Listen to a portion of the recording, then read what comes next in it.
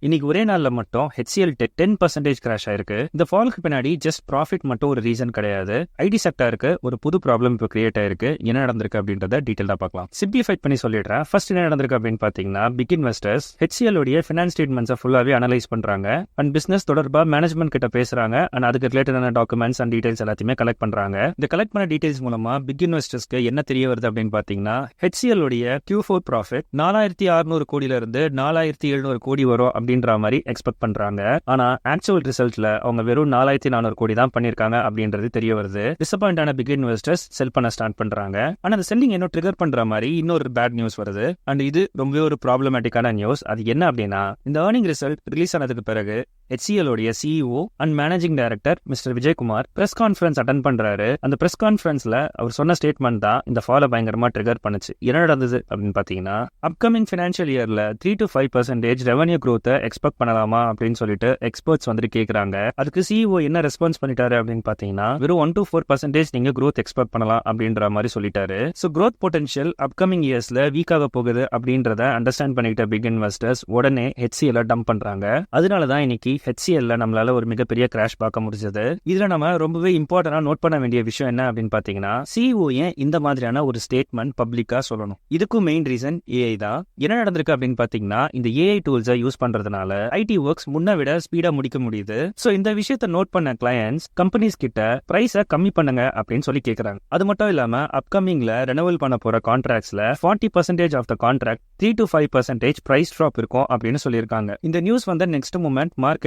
Panic start ஆகுது. அந்த panic வெறும் HCL மட்டுமே அஃபெக்ட் பண்ணல, என்டையர் ஐடி செக்டாரையே அஃபெக்ட் பண்ணிருக்கு. எப்படின்னு பாத்தீங்கன்னா, இன்னைக்கு HCL நடந்திருக்கு, இது நாளைக்கு TCS இன்ஃபோசிஸ்க்கு நடக்கிறதுக்கு நிறைய வாய்ப்புகள் இருக்கு அப்படின்ற பிக் இன்வெஸ்டர்ஸ் உடைய தாட் ப்ராசஸ் டோட்டலா இன்னைக்கு நிஃப்டி ஐடி இண்டெக்ஸ்ல ரிஃப்ளெக்ட் ஆகிருக்கு. சோ இப்போ இதுதான் ஓவரால் ஐடி செக்டாரோட சிச்சுவேஷன். அண்ட் இதுல இருக்கிற further details and price analysis எல்லாமே யூடியூப் சப்ஸ்கிரிப்ஷன் அண்ட் இன்ஸ்டாகிராம் சப்ஸ்கிரிப்ஷன்ல வந்துரும். அண்ட் இந்த மாதிரி நெக்ஸ்ட் எந்த ஸ்டாக் நான் பிரேக் டவுன் பண்ணணும் அப்படின்றத கமெண்ட்ல சொல்லுங்க. மோஸ்ட் கமெண்டட் ஸ்டாக்கை நெக்ஸ்ட் வீடியோல கவர் பண்ண ஃபாலோ ஃபார்ம்